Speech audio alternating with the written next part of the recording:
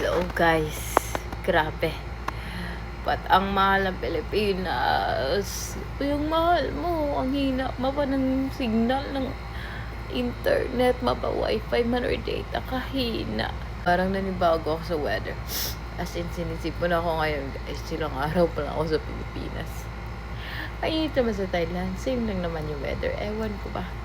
So, ito, bago tayo matulog, kahit na not feeling well tayo, mag-skincare tayo, guys. Na-ready ko na siya.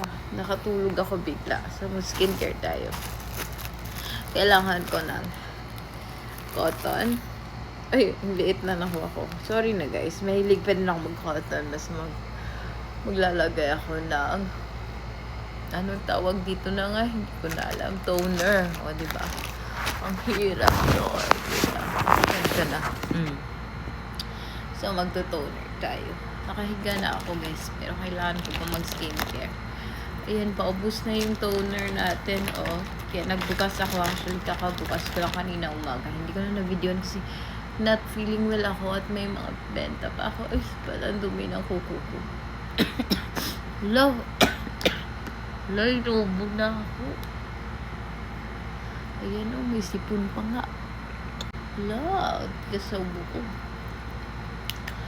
Ito, ubusin na natin to. Ayan, paubos na talaga to. Ayan, meron pa. Meron pa konti, sayang yan. Sorry na guys. Ang hirap pala. Ayan. Next month pa po balik namin. Oh my gosh. Sinachat na ako ng mga tutorial companies pala guys. Oo. Madami lang cuties ko yung naghahanap sa akin. Sorry na. Dito pa yung teacher niya nagbabakasyon. At actually hindi po ako nagbabakasyon dito sa Pilipinas ngayon. Nagninegosyo ako ngayon sa Pilipinas kasi kailangan natin bumangon. Oo. Ito na guys. Ba't hindi okay yung pakiramdam ko? Next naman, maglalagay po tayo ng serum cream pala.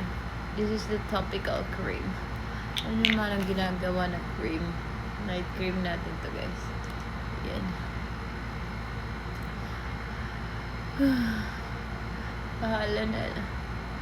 Bahala na si Batman.